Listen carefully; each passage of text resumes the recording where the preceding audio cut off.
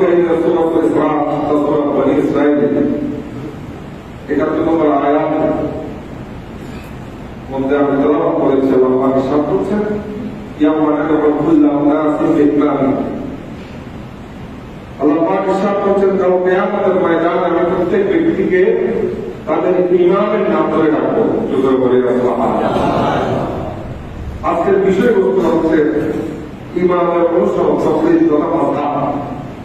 কারণ যুগ যুগ ধরে উম্মত মুহাম্মদ সাল্লাল্লাহু আলাইহি ওয়াসাল্লাম মাযহাব অনুসরণ করে আসছে।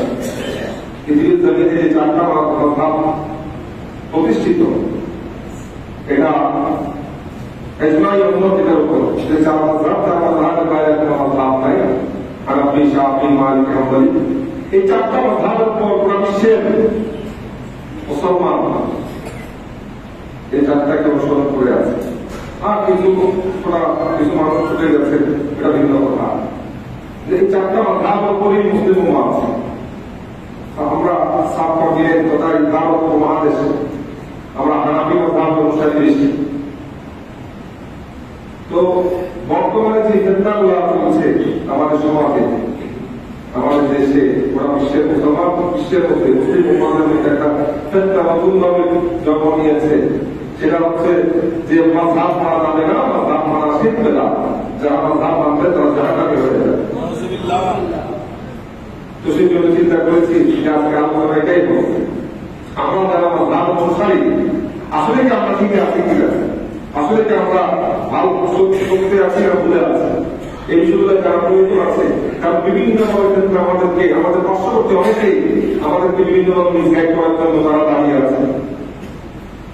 আমরা যারা মাযহাব অনুসরণ করছে, আমরা টাকা পয়সা খরচ করে ইসলাম দেই না, তো তারা নিজের টাকা খরচ করে তাদের ছোট ছোট ছোটিকে আপনার ঘরে পৌঁছে দিচ্ছে।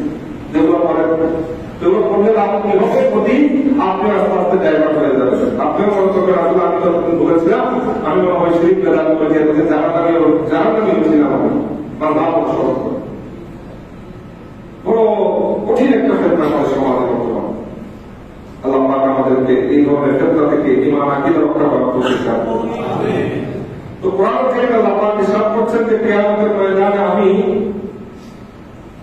মানুষকে ডাকবো তাদের ইমামের নাম ধরে। তো আয়াতটা বুঝতে হলে একটা তাফসীরের দিকে জানতে হবে। তো এখানে অনেকগুলো তাফসীরের কিতাব আছে, আমি কয়েকটা যেগুলো আমি নোট করেছি। এক নম্বর তাফসীর রহিম ভাইয়া আল্লামা ইসমাঈল মাক্কি আলাইহিস সালাম, এগুলো সব বিশ্ববিখ্যাত তাফসীরের কিতাব। এগুলো আমাদের দেশে কোনো আলেম লেখেন নাই, বা 10, 20, 30, 100 বছর না। এগুলো এক একটা তাফসীরের কিতাবের বয়স 400, 500, 1000 বছর আগে। এবং যে তফসিরগুলো গোটা মুসলিম বিশ্বে সমাদৃত, পুরো মুসলিম বিশ্বে সমাদৃত, সবাই এগুলোকে গ্রহণ করেছে।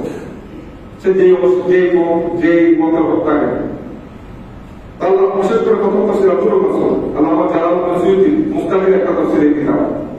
আব্দুল মাসউদের মধ্যে এই আয়াতের ব্যাখ্যা করেছেন যে ইমাম আল্লাহ বলেছেন কিয়ামতের ময়দানে আমি মানুষকে তার ইমামের নাম ধরে ডাকবো, আমাদেরকে ইমামের নাম ধরে রাখতে হবে। ইমাম থেকে উদ্দেশ্য কি?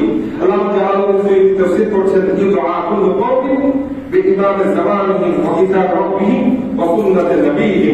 সুবহানাল্লাহ। ওই বলছেন কাল কিয়ামতের ময়দানে প্রত্যেকটা কওমকে আল্লাহ পাক রব্বুল আলামিন ডাকবেন, ডাকা হবে ইমামের জামানিহি, তাদের জামানার ইমামের নাম ধরে, ওয়া কিতাব রাব্বিহি, তাদের প্রভুর কিতাবের নাম ধরে, ওয়া সুন্নাতি নবিয়িহি, এবং তাদের নবীর সুন্নতের নাম ধরে। দেখেন অনেকে বলেন যে এখানে ইমামতির উদ্দেশ্য আমাদের নবী, এটা আমরা স্বীকার করছি না। আমরা সব মানি, কিছু মানে এটা আমাদের চরিত্র না, আর এটা মোহাম্মদের চরিত্রই না। সূরা নিসা আল্লাহ যে যারা মুনাফিক তাদের একটা চরিত্র হচ্ছে মুখবিল বিবাহ ও আকফুর বিবাহ, কিছু মানবো কিছু মানবো না, আমরা সব মানি।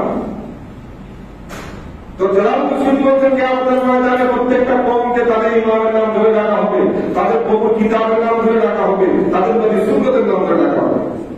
এরপরে তাফসীর রুহুল বায়ান আল্লামা ইসমাঈল মাক্কি আলাইহিস সালাম উনি আরো স্পষ্ট করে দিয়েছেন, এখানে কোনো সাবধানতার সুযোগ নেই। উনি কি বলছেন দেখেন, ইমামের তাফসীর করতে গিয়ে মুকাদ্দামুল দ্বীন ফায়ুকালু ইয়া হানাফি ইয়া শাফি। সুবহানাল্লাহ। পৃথিবীর জমিনের মধ্যে আল্লাহ নবীর উম্মতরা যারা যে ধারা অনুসরণ করেছে, কেউ হানাফি ছিলেন, কেউ মালিকি ছিলেন, কেউ শাফিঈ ছিলেন, কেউ আপনার হাম্বলি ছিলেন, কারণ কিয়ামতের ময়দানে ওই ব্যক্তি যে যে ধারণ করছিল তাকে সেই নাম ধরে রাখা হবে, ইয়া হানাফি, ইয়া শাফিঈ। আমি হানাফি ছিলাম, কারণ কিয়ামতের ময়দানে আমাকে রাখা হবে ইয়া হানাফি বলে। হুজুর বলে না সুবহানাল্লাহ। যে শাফিঈ ছিল তাকে বলবে ইয়া শাফিঈ, যে হাম্বলি ছিল তাকে বলবে ইয়া হাম্বলি, যে মালিকি ছিল তাকে বলবে ইয়া মালিকি। এটা তাফসীরের হুকুম বয়ান। এর পরবর্তীতে তাফসীরের মাথায় কাজী সানাউল্লাহ পানিপতি, আপনারা অনেকে নাম শুনেছেন।